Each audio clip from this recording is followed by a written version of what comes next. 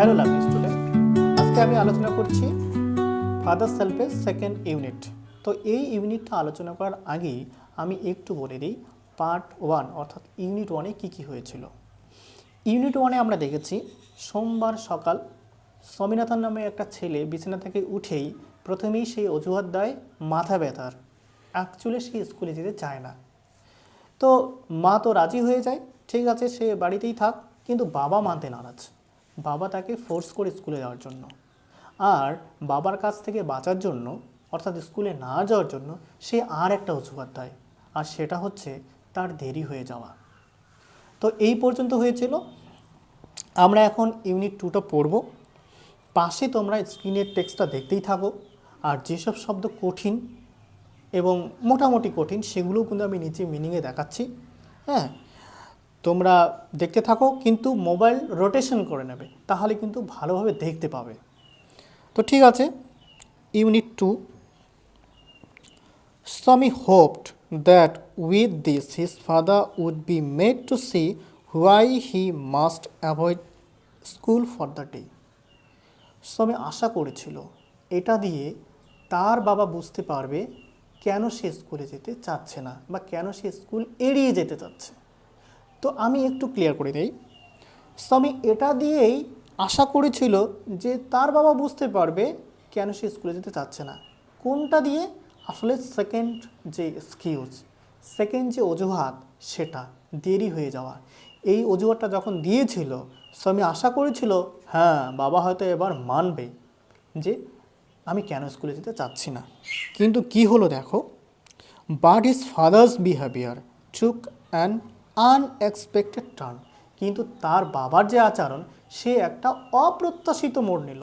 তার বাবার যে আচরণ, এই আচরণ একটা অপ্রত্যাশিত মোড় নিল। অর্থাৎ বাবার আচরণ এমন হয়ে গেল সেটা কখনোই আশা করা যায় না। হি propose to send a letter with স্বামী টু দ্য হেডমাস্টার। এই বাবা প্রস্তাব দিল যে সে একটা চিঠি লিখবে এবং এই চিঠিটা স্বামীর দ্বারা হেডমাস্টারকে পাঠাবে।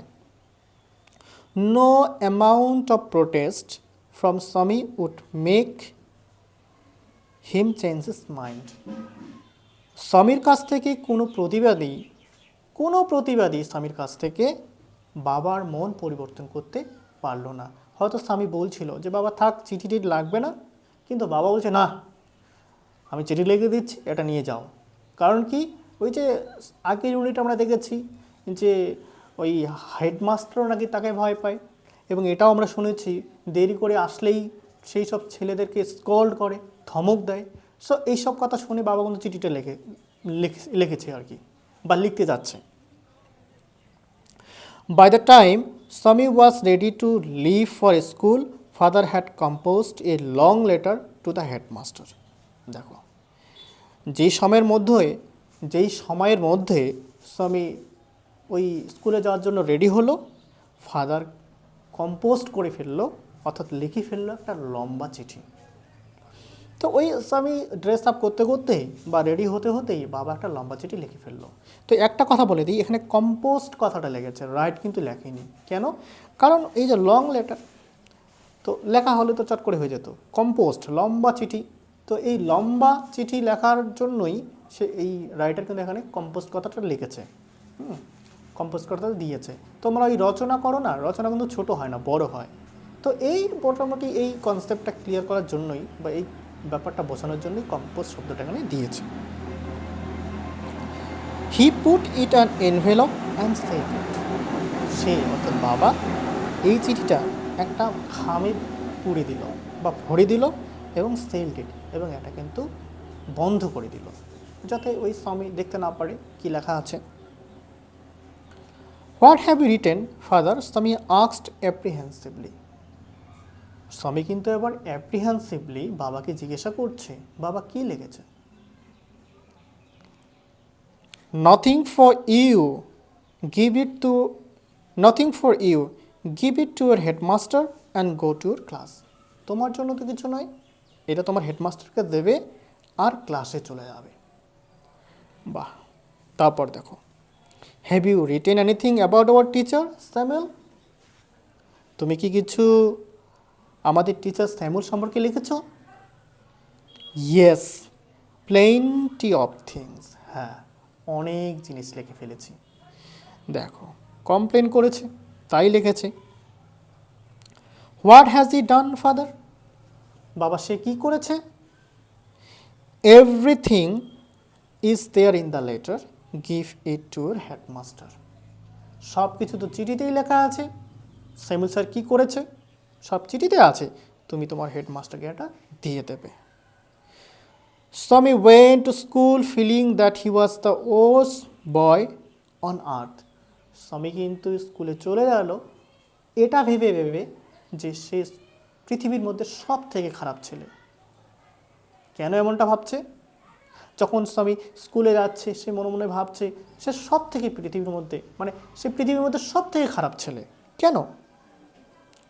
কারণটা পরের লাইনে দেখো, হিজ কনসায়েন্স বদার্ড হিম। তার বিবেক তাকে বাধা দিচ্ছে, তার বিবেক তাকে বলছে সে পৃথিবীর মধ্যে সব থেকে খারাপ ছেলে।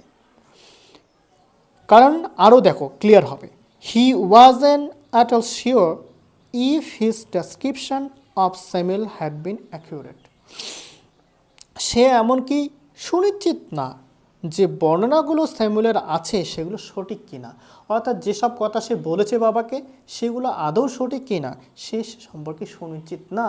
আর এই জন্য তাকে কিন্তু তার বিবেক বদর করছে, বাধা দিচ্ছে।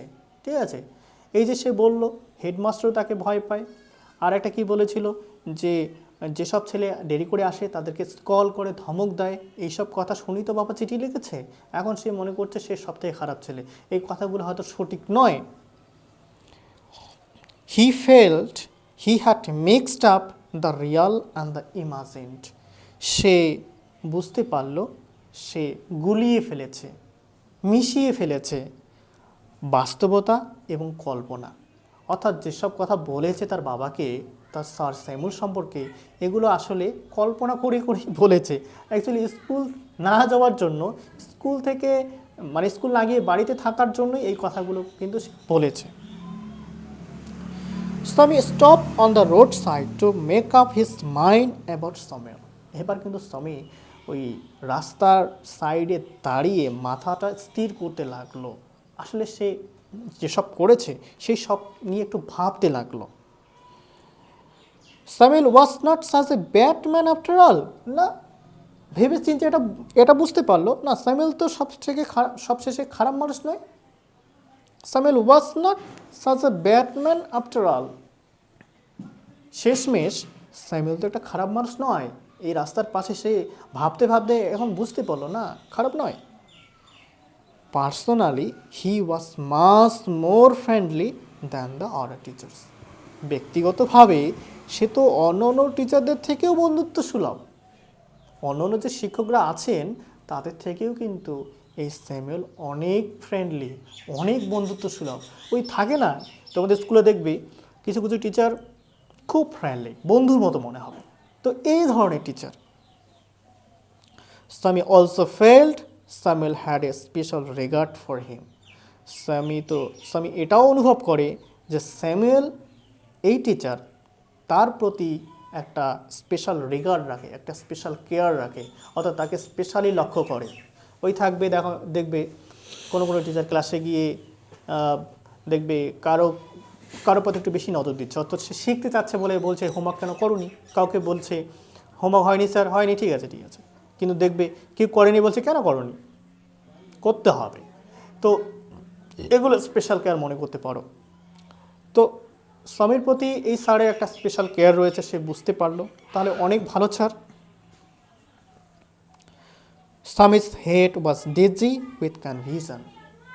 স্বামীর মাথা কিন্তু এবার কনফিউশনে ডিজি হয়ে গেল, গোলমাল হয়ে গেল, আনডিসাইডেড স্টেট অফ মাইন্ড।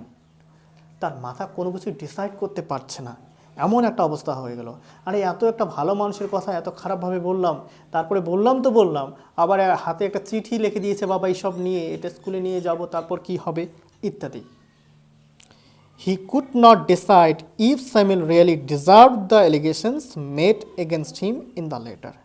সে তো স্থিরই করতে পারছে না যেসব অভিযোগ এই চিঠিতে লেখা আছে এগুলোর যোগ্য কিনা এই স্যামুয়েল। সে স্থির করতে পারছে না তার চিঠিতে যেসব অভিযোগ লেখা আছে বা বাবা লিখে দিয়েছে এগুলোর যোগ্য কি নাই sir. The more he thought of Samuel the more স্বামী গ্রেভড ফর হিম। যতই এই স্বামী স্যারের কথা ভাবলো ততই সে দুঃখ পেতে লাগলো। To recall Samuel's dark face, his thin mustache, unshaven cheek and yellow coat filled Swaminathan with sorrow. তার মনে পড়ল স্যামুয়েলের ডার্ক ফেস, ওই স্যামুয়েল স্যারের কালো মুখ, হিজ থিন মুস্টাস, তার যে পাতলা গোফ, আনসেভেন চিক, ওই দাড়ি না কাটা বা শেপ না করা গাল, অ্যান্ড ইয়েলো কোট এবং হলুদ রঙের যে কোট পরতো সেটা, এই সব কিছু তার মনে পড়ছে এখন। আর এইসব কিছু কি করছে? Field Swaminathan with sorrow. এইসব কিছুই একদম স্বামীনাথনকে দুঃখে ভরে তুলছে। তো এই হচ্ছে ইউনিট 2। এখানে আমরা কি কি দেখতে পেলাম? এখানে আমরা দেখতে পেলাম স্বামীনাথন নিজেকে খুব খারাপ ছেলে মনে করছে এবং রাস্তায় গিয়ে তার স্থির করতে পারছে না যে আসলে সে কি করে ফেললো আর কি হতে যাচ্ছে। আর ভাবতে ভাবতে বুঝতে পারলো যে স্যামুয়েল আসলেই ভালো টিচার, তার সম্পর্কে তার মিথ্যা বলাও ঠিক হয়নি এবং এই চিঠিটা নিয়ে গিয়েও একটা সমস্যা, তো ইত্যাদি। তো এই পর্যন্তই থাকছে। এবার আমি আর বাড়াচ্ছি না। হ্যাঁ, এবার তোমাদের টেক্সট বইয়ের যে কম্প্রিহেনশন রয়েছে আমি সংক্ষেপে বলে দিচ্ছি। আমি জানি তোমরা এটা জানো, তারপরে যেহেতু টেক্সটটা এখন দেখে নিলে অ্যান্সারগুলো দেখে নাও একবার। আর অতিরিক্ত যে প্রশ্ন সেগুলো নিয়েও কিন্তু আমি একটা সিরিজ নিয়ে আসবো। সিরিজ বলতে কি, প্রত্যেকটা চ্যাপ্টার আলোচনা করা হয়ে গেলে তারপর প্রত্যেক চ্যাপ্টার থেকেই যেসব প্রশ্ন খুব ইম্পর্টেন্ট বা 80 প্রাইস সেগুলো নিয়ে আমি একটা ভিডিও নিয়ে আসবো, সেখানে একদম সব ইম্পর্টেন্ট কোশ্চেন জুড়ে দেবো। তো দেখো, প্রথমেই তোমাদের টেক্সট বই রয়েছে, choose the correct alternative to complete the following sentences. দেখো, father decided to send the headmaster a telegram, notice, letter, report. তো বাবা স্থির করেছিল কি পাঠাতে? অবশ্যই লেটার পাঠাতে, লেটার হবে। তারপর দেখো, হোয়াইল গোয়িং টু স্কুল স্বামী ওয়াজ বদার্ড বাই। যখন স্কুলে যাচ্ছিল স্বামীকে বদার করা হচ্ছিল, বাধা দেওয়া হচ্ছিল কিসের দ্বারা?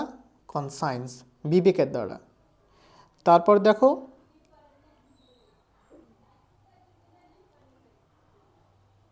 The colour of Samuel's coat was. তোমরা জানো স্যামুয়েলের কোট ছিল ইয়েলো, একদম শেষের দিকে আমরা পড়লাম। তারপর হচ্ছে complete the following sentences with information from the text. Father's behaviour took an unexpected turn. এখানে আমি কিন্তু ফিল আপ করেই দিয়েছি, আন্ডারলাইন করা আছে অংশটা, টেক্সট থেকে নেওয়া হয়েছে। তো এইটুক হবে, বাবার আচরণ অপ্রত্যাশিত মোড় নিয়েছিল। Swami went to school feeling that he was the worst boy on earth. দেখো আমি পড়েই ফেললাম, কমপ্লিট করাই আছে, তো এই অংশটা টেক্সট থেকে তুলে দিলেই হবে। স্বামী এটা অনুভব করে স্কুলে গিয়েছিল যে সে ছিল পৃথিবীর মধ্যে সব থেকে খারাপ ছেলে। সি, স্বামী stop on the road side to make up his mind about Samuel. স্বামী রাস্তায় দাঁড়িয়েছিল তার মাথায় স্থির করার জন্য স্যামুয়েল সম্পর্কে। তো এটাও পড়িয়ে দিলাম। আচ্ছা, এরপরে দেখো কী আছে, অ্যান্সার রয়েছে। Where did father put the letter. বাবা কোথায় চিঠিটা রেখেছিল বা ভরে দিয়েছিল? Father put the letter in an envelope. বাবা চিঠিটা একটা খামে ভরে দিয়েছিল।